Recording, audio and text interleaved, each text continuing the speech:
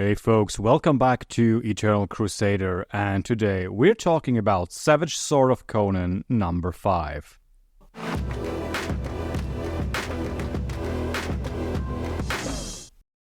The year is almost over, and with it, the first 5 issues of the Savage Sword of Conan magazine, revived by Heroic Signatures and Titan Comics, naturally in black and white and on newspaper print. I have already discussed our thoughts on this run in detail in another video. You can find the link at the end of this video or in the description. However, this time we will focus on issue number 5. While issue 4 primarily aimed to introduce various characters from the Howardverse, such as Solomon Kane, Dark Agnes and Borak, and weave them into the Blackstone mythos, Issue 5 brings Conan back to the forefront and in full force. The majority of this issue is taken up by the first part of Jason Aaron's epic King Conan tale, The Ensorcered, the Beast in Brithunia, which also marks the return of legendary artist Geoff Isherwood after a 25 years absence from the character.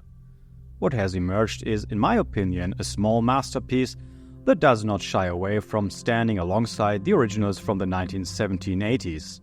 Isherwood's artwork is deeply rooted in the aesthetics of that era, featuring hand-drawn and filled-in backgrounds, detailed character faces, and an overall old-school charm that is rarely found in today's streamlined comic culture. It is a joy to behold these panels. A particular highlight for me was the portrayal of King Fabiano of Brithunia, whose pointed beard, impish face and oil locks could have flowed directly from Howard's pen. Without delving too deeply into the content of the story, you will have to read for yourself, I can affirm that we are presented with unapologetically classic sword and sorcery fare that does not hold back and unabashedly celebrates an almost forgotten era of fantasy storytelling. A mustache-twirling villain who looks the part? Check. A deadly curse? Check. A dark cult of fanatical witch hunters led by a sinister leader harboring a dark secret? Check. And at the center stands an elderly King Conan who must navigate the exhausting and deceitful world of bilateral relations in a backwater village full of Brythunian rednecks. Author Jason Aaron masterfully tells this tale while finally making good use of Savage Sword's format to include substantial text. In stark contrast to Frank Thierry's story from issue number 3, Wolves of the Tundra, The Ensorcered feels rich and meaty enough to sink your teeth into. Aaron has already proven his ability to write King Conan during his time at Marvel. The story presented here is dark and brutal, while also confronting Conan with his past deeds.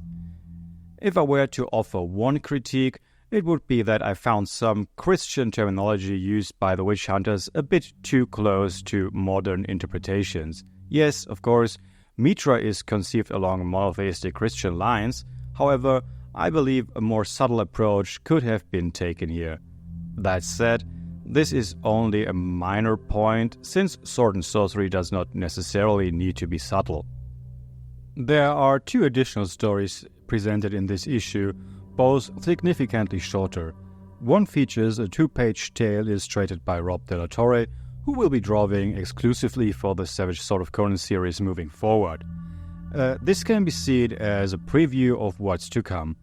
It goes without saying that De La Torre ranks among today's best Conan artists without being merely a Buscema clone. The 3rd story stands out as my least favorite in this issue. Not only do I struggle with Dan Parsons' anarchic, punk-inspired indie artwork, but this story also overlooks the fact that Conan's mother died on the battlefield during his birth, a detail just recently confirmed in Jim Zub's brilliant adaptation of The Frost Giant's Daughter. Therefore, I find it odd that she makes an appearance here. The story isn't painful, but certainly unnecessary. The 3 pinups included in this issue are decent, but nothing particularly special. I find the first one to be the strongest, even though Conan resembles how I envision Brian Mack more and more than anything else.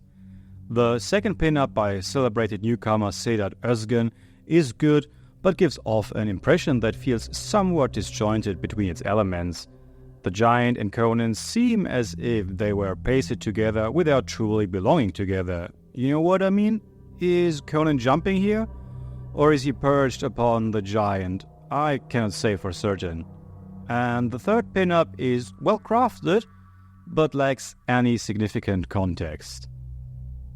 In conclusion, I wholeheartedly recommend this issue. Anyone who has been dissatisfied with the chosen direction of the magazine so far should definitely give it a try, as it offers a genuine time travel back to the golden era of Conan comics. Not only is the art commendable, but the dark and visceral story shines brilliantly thanks to Jason Aaron's savage prose. There were numerous moments where I found myself smiling as King Conan delivered brutal one-liners left and right. It truly is a celebration. We rate it 9 out of 10 crushed skulls. Well folks, thank you all once again for listening to Eternal Crusader. If you like our content, please give us a like or a comment in the comment section. And if you're feeling extra brave today, please crom and do as our favorite Cimmerian would do. Crush that subscription button, see bad YouTube content driven before you, and hear the lamentations of YouTubers who are too weak to enjoy sword and sorcery. Till next time.